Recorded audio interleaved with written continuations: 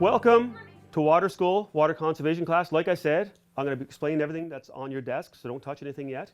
But I think before we get started, we might have to touch it a little bit because we have to pick up, these are little sinks, and you're going to find a little Water School badge underneath there. And I want you to put them on. They're little stickers, just put them on your chest.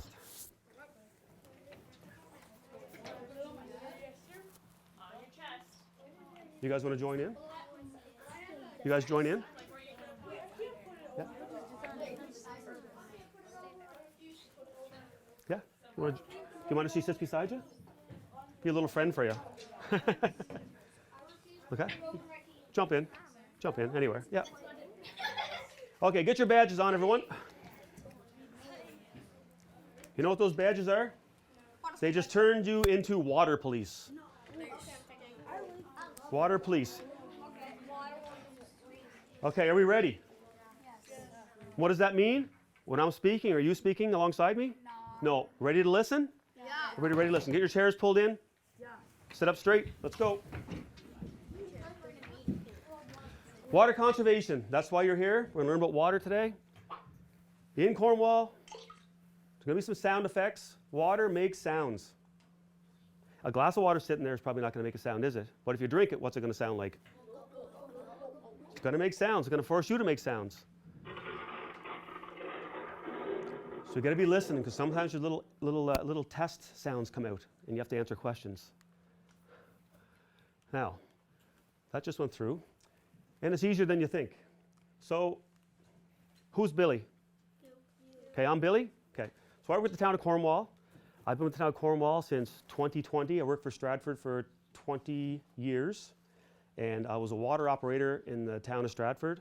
So I was the one that looked after the water being pumped out of the ground that went into people's homes. And I measured that water, and it was a very, very high number. We're going to learn some numbers after about how much water we actually use in our homes. But right now, I just want to tell you a little bit about my job. Now, this is a source of water. Water can either come from the ground, it can come from a lake or a river, depends on where you're pumping it from. Where do you think PEI's water comes from? The ground. We drill holes in the ground, we put a pump down there, and we push the water back up into our homes.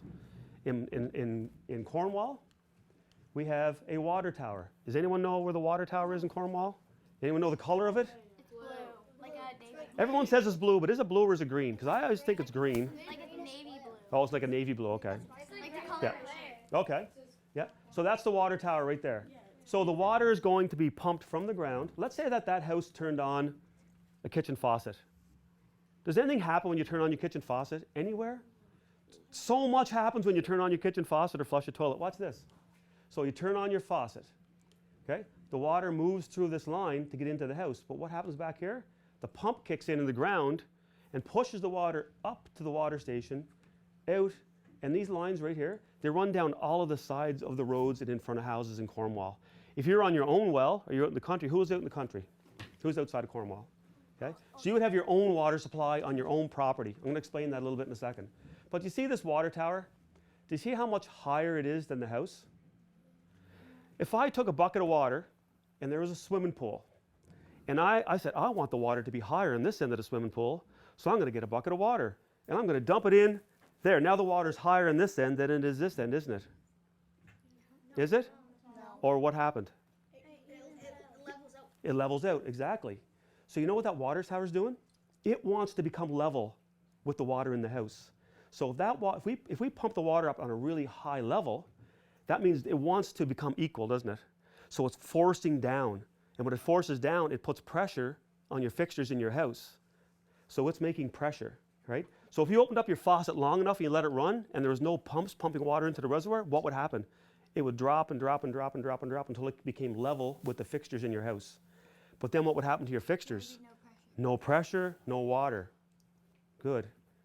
Okay, you get that? So let's think about this for a second. So right here, if that water tower, you turn the faucet on here, and that pumps up and is putting water in the water tower, okay? So we have water in the water tower, and we have a home. In Cornwall, we have like 1,750 homes that use water, or like 6,000 people that get up in the morning and use water all at the same time sometimes, okay?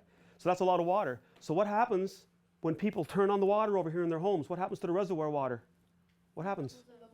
It goes down. And what happens? We have to put water back in the reservoir. So that pump down there, the wellhead it's called, there's a pump down there. It pumps water back up into the system and fills the reservoir up. So all day long, this is the reservoir. So that reservoir is not just sitting there full of water. It's going down because people are using water. People are using water over here. It's going back up. The pumps kick in. So you got this motion all the time, right? And I'm going to tell you a little bit how much water we're actually using. But this here would be like what runs down the side of your road, or side of a road in Cornwall. So this is called a water main. That actually delivers the water across town and to your homes. This little line here, if you're in Cornwall, there's a little shut off of the property line, a little round cap. You might have like kicked it with your foot when you're walking by one time. It's about the size of your thumb going into your house, like 3/4 of an inch round, like this big around. That supplies all the water to your house. Okay? This is the lines being buried underground.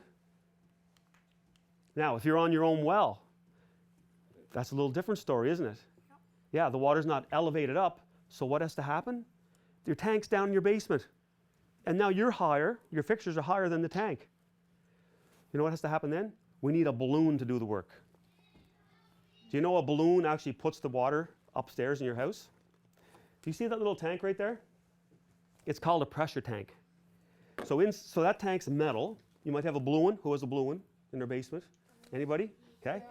Okay, so that tank there's water coming in and out of that tank all the time. So you have a metal tank, okay? What they do is at the manufacturer, they drop a balloon in the tank, right? And there's a little air chuck up top, and they put the hose on it, and they blow the balloon up inside the tank. So they put 32 pounds of pressure in that balloon.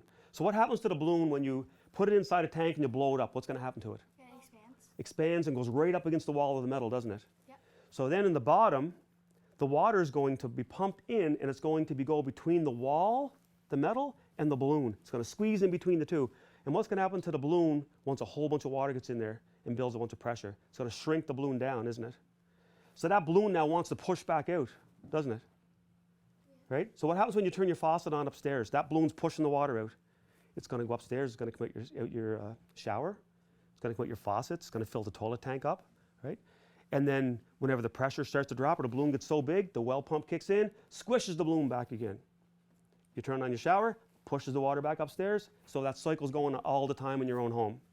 So it doesn't magically appear, water in your faucets. There's a lot of stuff happens throughout the whole town whenever you turn your faucet on. You turn your faucet on, you're lowering the water in the reservoir.